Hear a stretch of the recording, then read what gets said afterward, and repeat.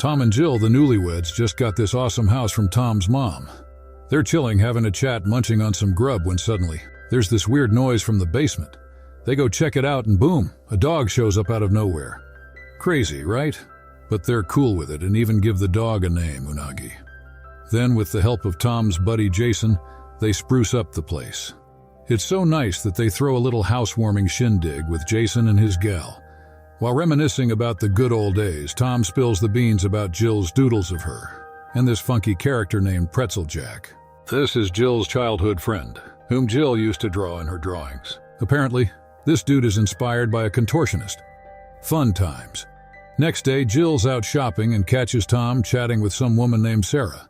She gets back home and is all like, who's that chick? Tom spills that he helped redo Sarah's bedroom once, but Jill's got her suspicions, asks if anything fishy's going on. Tom gets all defensive, swearing he's not a cheater like Jill's old man.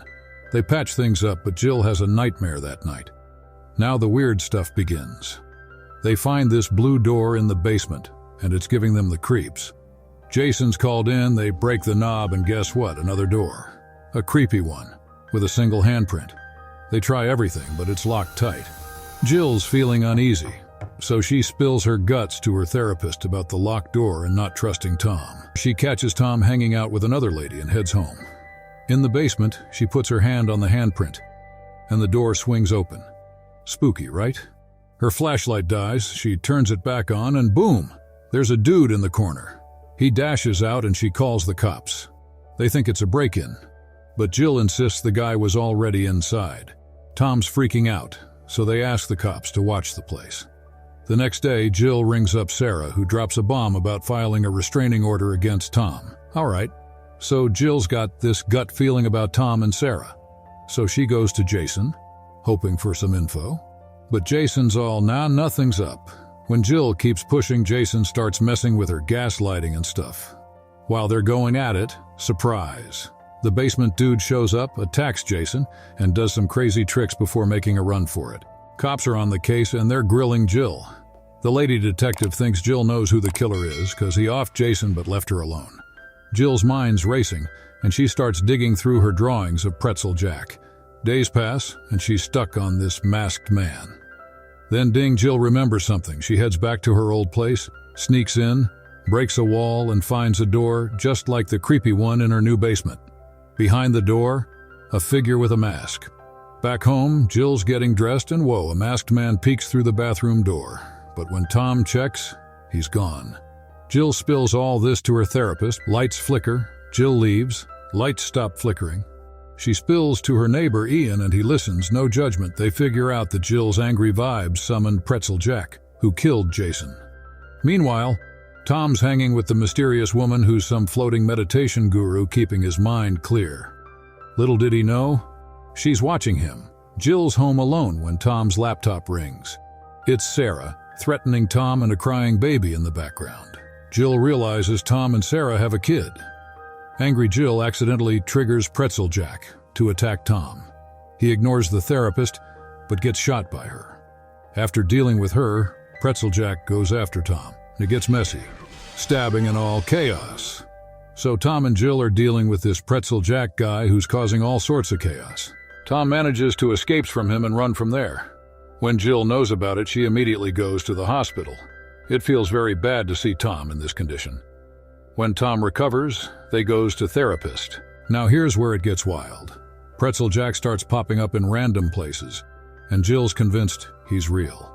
She spills everything to her therapist, but the therapist thinks she's just imagining things. Lights start flickering during their session, and Jill's convinced it's Pretzel Jack's doing. Things take a dark turn. Pretzel Jack shows up, kills the therapist, and now Tom and Jill are on the run. Desperate for someone to believe her, Jill opens up to her neighbor Ian. Ian, it turns out, has his own deal with imaginary friends. He's got this buddy called Tall Boy. Pretzel Jack just wanted to protect her from anything that might hurt her, and she admitted it. Pretzel Jack came to life when her father left. She even showed him Pretzel Jack's old body, but Tom found it hard to believe. Jill and Tom are at each other's throats over Tom's secrets and Sarah's involvement. Tom's got some history with Sarah. Turns out she's pregnant, and there's a whole messy situation about who the real father is. Jill's furious, 'cause Tom's been keeping all this from her. Tom walks out, not realizing Pretzel Jack is lurking nearby, summoned by Jill's emotional pain. Pretzel Jack appears, Jill hugs him, and everything seems oddly calm. Until Sarah shows up at their place. Jill gets angry, and Pretzel Jack goes berserk, attacking Tom and Sarah. Stabs Sarah in the leg. Chaos ensues. Turns out Sarah visited just to say the kid wasn't Tom's. Tom leaves Sarah in a room to keep her safe, but Pretzel Jack chases him to a swimming pool, trying to drown him. Ian helps Jill control Pretzel Jack, and she decides to destroy him. And poof, Pretzel Jack explodes underwater. After the chaos, Sarah's in the hospital and Jill and Sarah have a heart-to-heart. Tom's bothering Sarah, not out of love, but because he thought the kid was his. Meanwhile, the two detectives are hanging around. Jill runs into them, finishes her chat with Sarah, and Ian takes her away, saying he wants to help her control her abilities. While Jill's asleep, Ian grabs her phone and finds messages from Jill's dad, asking to meet in a hotel. He heads there, meets Jill's dad, and it turns out Ian is Jill's half-brother, the result of Jill's dad hid cheating. Ian hates their dad and is mad he hid Jill. He summons Tallboy, his imaginary friend. Tallboy kills Dad. Here we know that Ian is the person who creates imaginary peoples and was also control them. They clean up and leave, not realizing Tom saw them leaving the hotel. Phew, that's a lot to unpack. So Tom gets a call from Jill's dad, who's worried because he can't reach her. Tom heads to a hotel to check things out and bumps into Ian leaving. Weird, right? Tom goes in but finds no sign of Jill's dad. Next day, Ian starts teaching Jill to control her abilities. When she struggles, Ian spills the beans that Unahgi, Jill's dog, is just an imaginary gift from him. Meanwhile, Tom realizes the same when he spots another dog, just like Unahgi at Ian's place. Curiosity leads him to the basement, where he finds a bunch of Jill's childhood pics. Jill, standing outside, senses something off. She hears a growl, follows it, and finds a closet. It seems normal until she spots a pug doll, just like the one she lost as a kid. Creepy vibes, right? At breakfast, she grills Ian about his parents and gets emotional Ian vibes. They head home, spot Tom inside Ian's place, and the picture revelation begins. Tom spills about Ian at the hotel, and Jill figures out Ian's her half-brother. He confesses to doing things for her behind the scenes because they share some creepy ability. Jill's mad, Ian's sorry, and he shows them his gift in the garage, a bunch of pugs munching on Jill's dad. Ian's cool with getting busted, confesses to being the masked murderer, and the detectives haul him off. On the way to the police station, a school bus stops. Tallboy, Ian's imaginary friend, kills the detectives and they help Ian escape. Meanwhile, Tom and Jill are together when Jill accidentally creates a creepy, limbless baby. Ian's creeped out, Jill's upset, and she tells him to scram. Tom steps out, sees a bloody Ian, and Tallboy off the remaining cop. Now the plot twist. Ian creates a door, revealing a red-hooded woman, knocks out Tom and kidnaps him. Jill discovers Tom's missing, finds a dead cop, and gets assigned to meet Ian in a ghost neighborhood their dad made. When Tom wakes up, Ian mocks him, spills Jill's planning a divorce, and we're left hanging. That's a roller coaster. So Jill has this revelation that Ian manipulated her emotions, and the realization hits her that she might not truly love Tom, but she chose him because he feels like the safe option. Ian winces in pain, and Tom seizes the opportunity to make a run for it. Tallboy, the imaginary friend, chases after Tom, adding to the chaos. Jill, on the other hand, arrives at the ghost neighborhood at night. A truck pulls up, and she asks the driver if he noticed anything weird. Suddenly, slimy, hooded figures appear, brutally killing the guy. They stab Jill's tire, prompting her to hide when she spots Tallboy. Seeking refuge, she hears a noise emanating from a nearby house and discovers Tom.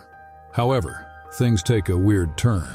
Jill attempts to summon Pretzel Jack, her imaginary protector, but fails. Something is off with Tom, and it turns out it's not him but another creation of Ian's control. Fake Tom starts chasing Jill, who, in a moment of fear, manages to stab him. Real Tom shows up, proving his identity with a display of blood. Together, they hide from the ominous hooded figures until the break of dawn. Jill suggests that Tom should leave and seek help while she stays, believing she's the target of Ian's machinations. Tom, being the stalwart partner, refuses to abandon her, and they decide to face the situation together. On their journey, Jill senses Ian's presence and he emerges from his hiding spot. Ian seems pleased, interpreting Jill's awareness as a sign that they are destined to be together. Ian commands Tallboy to chase the couple and eliminate Tom. However, Ian's excessive use of his creative power has weakened him. In another moment of confrontation, Tom apologizes for not believing Jill about Pretzel Jack in the first place. Jill, determined to turn the tide, attempts to recreate Pretzel Jack while Tom distracts Tallboy. The battle intensifies as Jill and Ian employ their imaginary creatures. When Tallboy succumbs to defeat, Ian experiences the pain as a consequence. Realizing that this cycle won't end as long as Ian can create monsters to torment them, Jill contemplates ending it by eliminating Ian. The trio, now including Pretzel Jack, pursues Ian.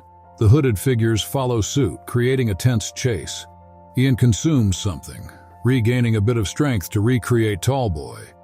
As the confrontation approaches, Ian flees into a house, and the hooded figures mysteriously halt outside. The showdown continues within the confines of the house, setting the stage for the climax of this surreal and intense tale. The story in a more down-to-earth way. So, Jill opens a room and finds a broken creation that looks exactly like her, a replica made by Ian. When she swings open the double door, she discovers Ian sitting in a room surrounded by multiple doors. Turns out, Ian created the door in her basement to nudge Jill into realizing her abilities and the weird connection between them. Ian, in his quirky way, tries convincing Jill that they're a power duo, but she's having none of it. Furious, Ian grabs her. Seeing Jill in a bind, Pretzel Jack steps in to help, but here comes Tallboy, who kills Pretzel Jack. Witnessing this, Jill feels a sudden weakness because Pretzel Jack is part of her and their connection runs deep. Tom enters the scene, locks eyes with Tallboy, then bolts towards him. There's a bit of a showdown where Tom dodges Tallboy's drill, enters the room where Jill and Ian are, and slams the door shut. Tallboy, under Ian's control, goes all out to destroy the door. In a desperate attempt to stop Ian, Jill stabs him, but the guy doesn't even flinch anymore. As Tallboy barrels towards them with the drill, Tom pulls Jill away. In a twist of fate, Tallboy can't stop himself and accidentally impales Ian, pinning him against one of the doors. Ian kicks the bucket, and all his creepy creations go down with him. Fast forward a few years, and Tom and Jill now have a little one. When they hear their daughter crying, Jill tends to the child. They return to their room, clueless that their daughter has just created her very first dream door. And there you have it, the end of this wild journey.